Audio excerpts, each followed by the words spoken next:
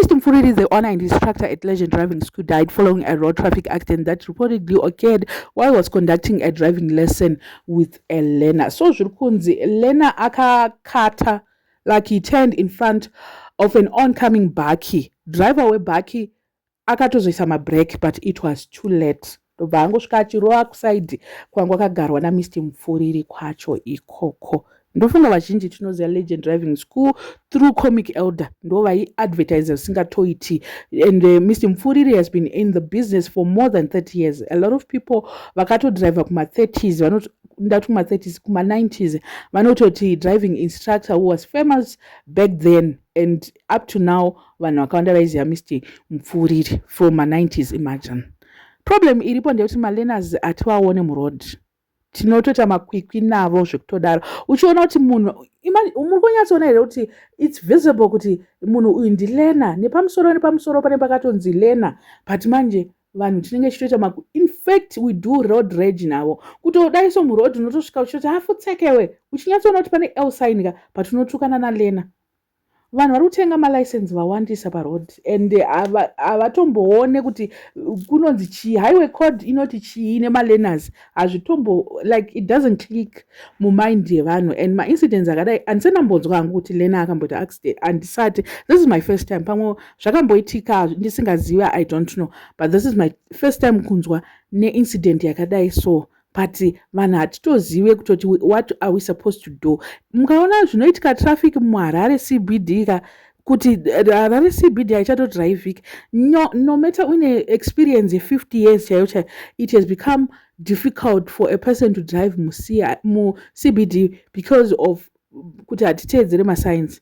Stop sign chaiyo hatiziye, robot wese, robot ndo ratisingatomboone robot, green red hatitoziye.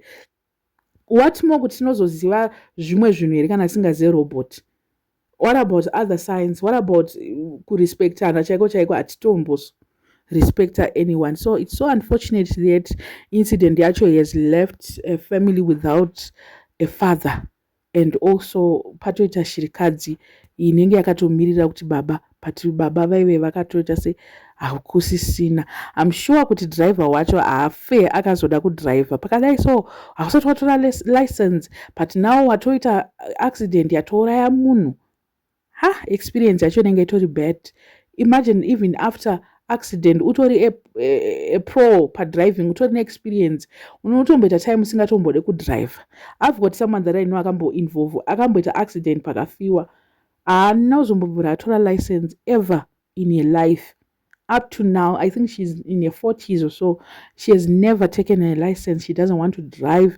The husband drives her everywhere. Because of that incident. So imagine Lena, how is she feeling at this moment? And instructor it's so unfortunate with the incident yacho yaitika vari pabasa pavo, vafira vari pabasa pavo. And the other thing is, what I've realized is, have you noticed kuti mama instructors instead vakangoita kakujaira kuti anenge akuziva zvaakuita uyu, vanoignore. Vamwe vacho I'm not saying kuti ndo zvavaita instructor, but ndingoti vamwe have you ever noticed kuti mama instructors uchifamba uri muroad unongochitoona ari pafone, ari busy ari pafone, but ana lena. Inini I'm guilty. My sister, when my sister started driving, and I told her, oh, why are you so relaxed? Uri pa passenger seat. We must drive together. Uri tiri panapa, iwo uona kuti zvandiri kuita ndiri lena. Why are you sitting so comfortable? Why are you so comfortable? Uchiziva kuti ndakatanga kudriva nezuro, maona. So I think kuti munhu kana ari paside pemunhu, you are also driving together mese, not kuti urelax.